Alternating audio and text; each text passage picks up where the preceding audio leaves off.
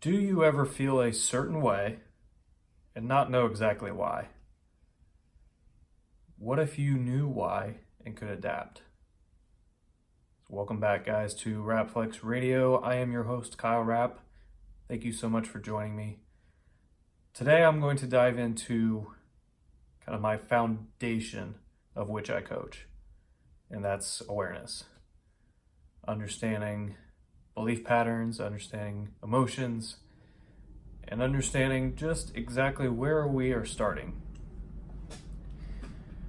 So like I posed at the beginning, are there some days where you just feel like you don't understand why you feel that certain way, or something's nagging at you, but you don't really know why? I annoyed the crap out of my parents, especially my mom, for asking why all the time. I can't exactly tell you why. Ironic. Why I was that way. I was just curious. I've always been that way. I consider myself now a polymath or a multi-potentialator, whatever you call it. I can talk sport, I can talk mental conditioning, I can talk beer, wine, liquor, I can talk business for days and days and days and not stop. I'm just curious about the world. So I never dealt with like limiting beliefs that I couldn't figure something out. But I know that's a big thing, and that's an example of like having the awareness to say, oh, there's a reason I don't go after things as aggressively as I should. Or I have this belief around money that it's never going to come to me again, so I need to save it and hoard it and not do anything with it and stuff it under my mattress. Like, these are belief patterns that have been subconsciously rooted in us for a very long time, and kind of examples of awareness in my life so you guys can get a sense of kind of different things I've noticed over the past 3 years. I've noticed that, ever since I was 16, I had a job. I worked at a golf course, Best Buy, another golf course, another golf course. See the pattern? And then 2 bars. And yeah, I can really only think of one of my bosses that, not the word like is probably not correct, but Steph at Lamonaco's was probably the only one I kind of saw eye to eye with most things. And whether that was just because I had other things going on in life, that me leading from the front took a back seat, but kind of everywhere else I had some resistance and some obstacles, and never understood why. With the golf course, I never really got along with my GM, that first golf club. Evan and Dennis and I had our issues. And Nee and I, we worked great for a while, and then we didn't see eye to eye for some things, and I concluded that, maybe I'm just meant to work for myself, and that's okay. Like, there's a level of confidence and awareness that needs to be adopted when you take on something your own. And I worked for other people for 11 years before I moved on to do this full time. So, and I learned from a lot of people in the hospitality space, in the sales space, in the customer service space, and I've used all the good things I learned and kind of discarded the bad things. And I'm not even close to perfect. Don't let me get you there. But like from my current perspective and my vantage point, like I know what's necessary for me to lead eventually, and my freelancing side, I know it's expected of me, and I know it's expected of my clients and the clients I work with one-on-one. Kind of another example of awareness. I was blessed enough to work with the NFL broadcast boot camp that came to Bowling Green, and since I was 2 or 3, I've been watching football incessantly. Like I learned my colors based off of the football teams, like the Dolphins, green, orange. Like I was just like that. And then I got to sit in with Greg Cosell, who has been reviewing film for 35, 40 years, I believe. And I got to be with the advanced group. So people who had been through the boot camp before, like the previous years. So Dan Orlovsky, Ben Hartsock, Amon Green, who I played with in Madden and looked up to. It was pretty cool. Tanar Davis, and other guys. And we sit down and review film, part of the breakout session, and Greg Cosell starts talking, and he's rambling off like shit that I had no conception of, like what was going on, like what his vantage point was.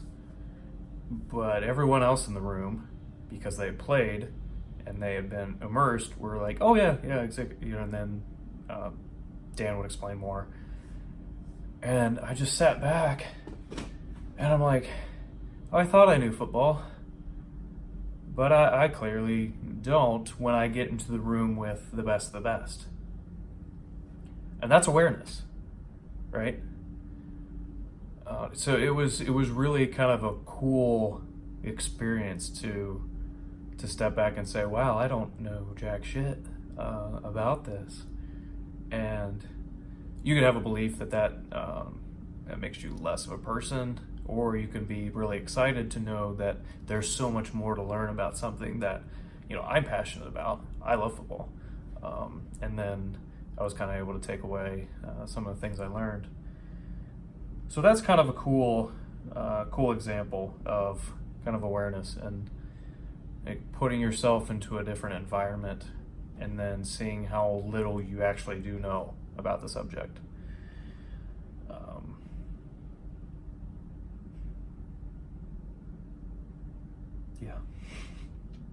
So I want to talk about human needs, and this is where awareness really comes in. So as human beings, we have 6 primary needs, 4 that are baseline. I will be happy to hear more, but comfort and security is 1, variety is another, significance and love and connection are what I consider sort of the baseline human needs. And then sort of that higher ecosystem, we talk about growth and contribution. So I struggled for a long time because I never felt good enough.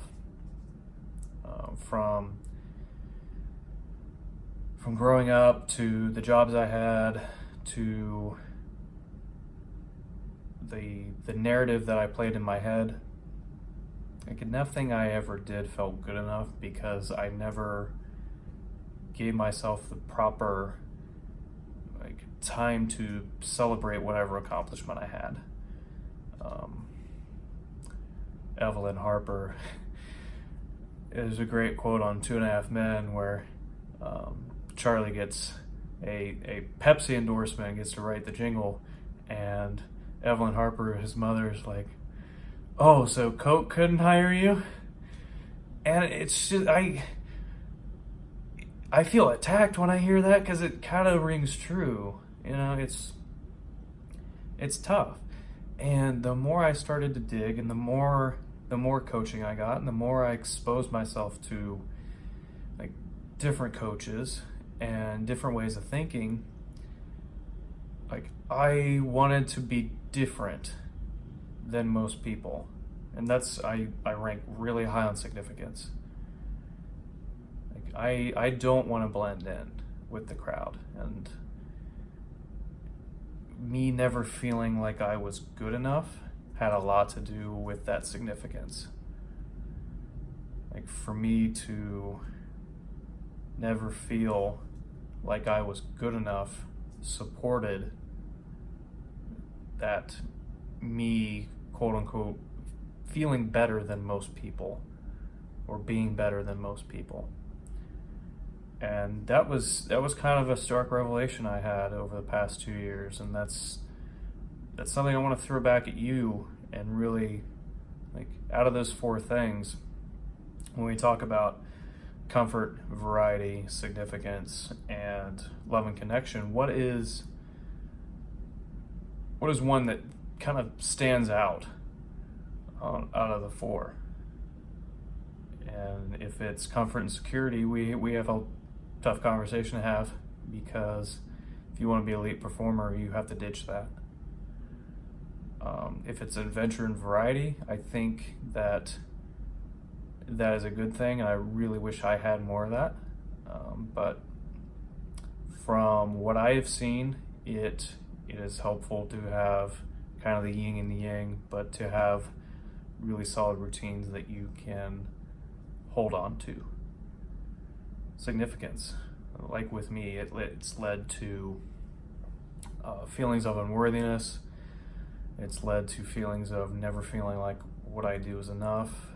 So that leads to anxiety and sadness and things of that sort. And really rewiring that belief to, like, I want to feel significant to be the best version of myself, and not so that I can be better than everyone else. Like love and connection is kind of the fourth one. Are you going to let that love and connection take you away from what you were meant to become? Like I'm not the expert to talk on this, because I've had my issues with the love and connection department for a long time.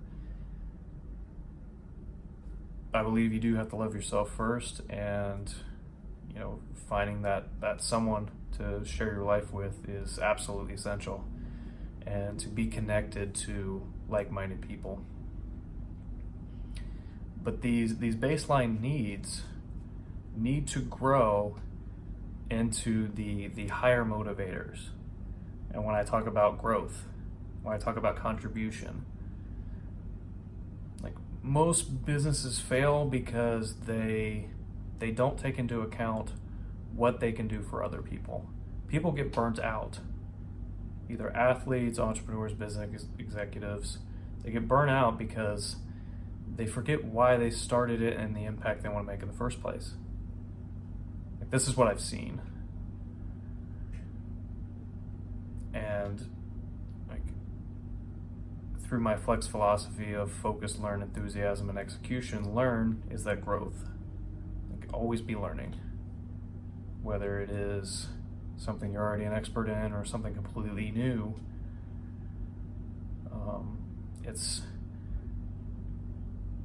an absolute growth mindset. And like going back to nothing's ever enough, but in a good way. Like, you got to reframe that. Like, growth is everlasting improvement, and as long as I'm improving, I'm living up to my standard. Because that's really where the significance comes in, is the standard you set for yourself. And I've worked with far too many people who have like that high standard but don't acknowledge the fact that they are improving. So they see themselves through a lens of stagnation and not going forward, when really they are. And I've seen this in myself as well. there was a part of time that I felt I was not moving forward. But if you look back 6 months, really objectively, and see, okay, I did make progress. Whether it is with your body, whether it is with your mental conditioning mindset, whether it is with your nutrition, your wealth, any life category, you are making improvements. It's just you have such a high standard. If you're listening to this podcast, if you're like me, it's really hard to notice those improvements on a day-to-day. And that's really where awareness comes in. And like I said, that breakthrough was with coaching and through what's called the scouting report, what Killer Instinct teaches and what I've adopted into the Carey Confidential. And as you see, Jim Carrey's right behind me, one of my favorite actors of all time. And his political stance aside, he is someone that I admire because he seems very self-aware.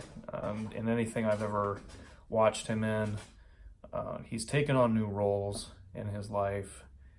He went from comedy to drama. He did stand-up and did impressions, and really good ones. And he's just, you can see, especially if you watch the Comedians in Cars Getting Coffee episode, he just seems really comfortable with himself in his own skin now. I wouldn't say he was always that way. So I named my self-awareness process that I work with clients with called the Carey Confidential, and it walks through kind of 5 phases for you to understand yourself more deeply and understand that this isn't complete. This is an exercise that really only touches on the neocortex or the conscious mind to be able to answer the questions, but I think it's a really great start. And I actually want to run you through a couple questions that I work with my clients through.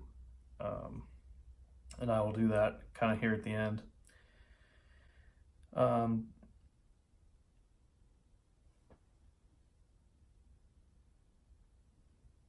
So there's this analogy that I want to use to kind of wrap this before I dive into the questions.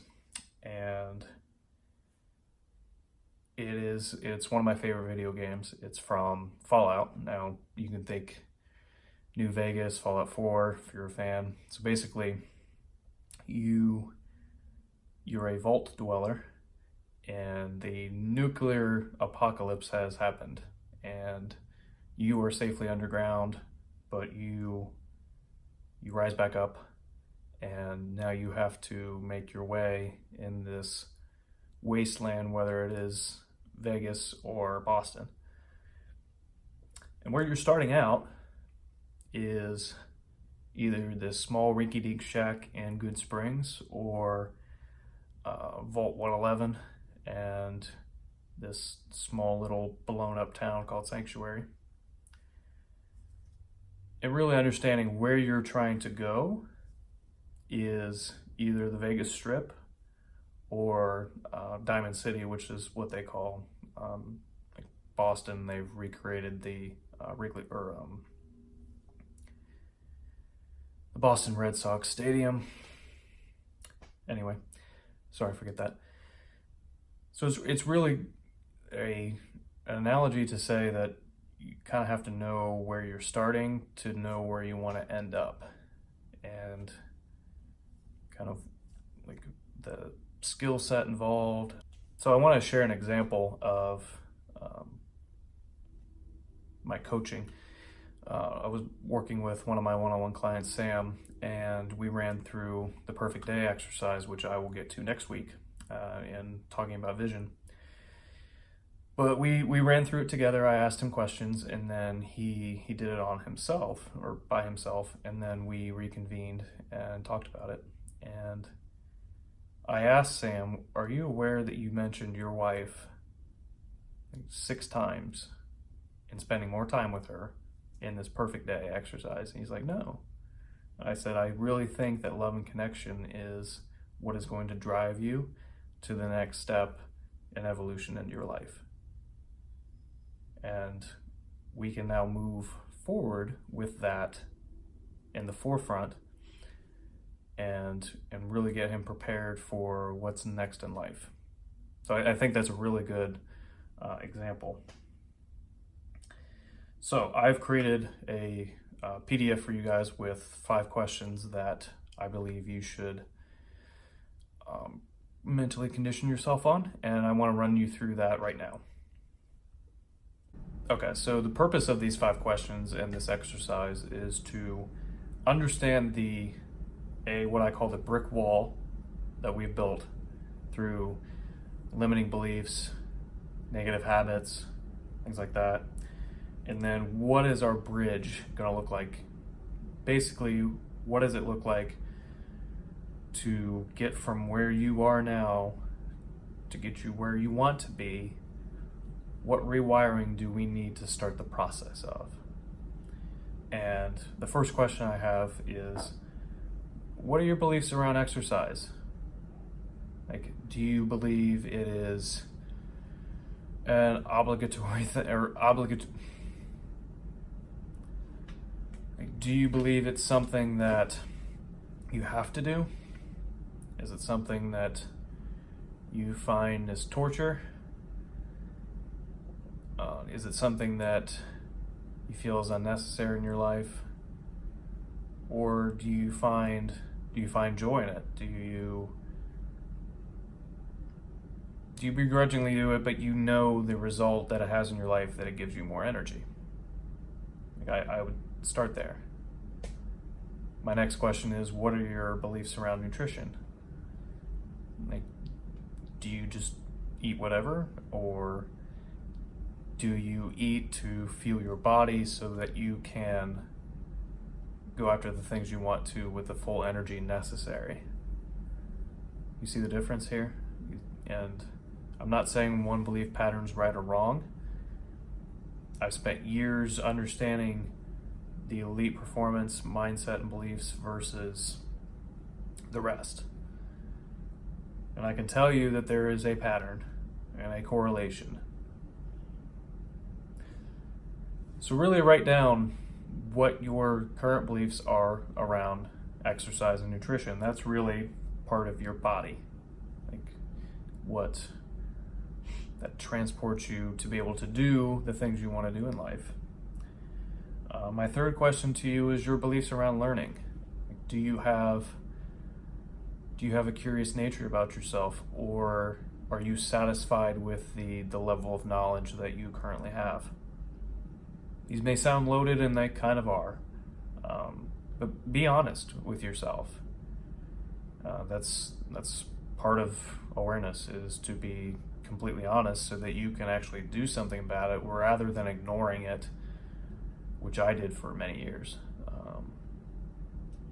And only recently did I learn the difference between what a fixed mindset is and a growth mindset. And a fixed mindset states that our IQ will never change and it's permanently in place, whereas a growth mindset, going back to what I was talking about with improving and always looking for that next bit of information to learn and absorb.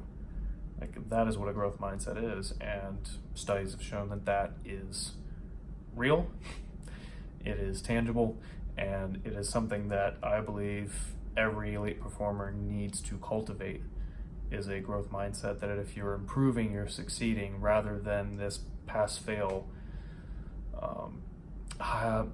dichotomy and binary components that society has unfortunately pressed us into, really. So my fourth question is beliefs on what you stand for. Like, this is heavy on your character. What do you believe is true about yourself? And you can get really deep here if you want to.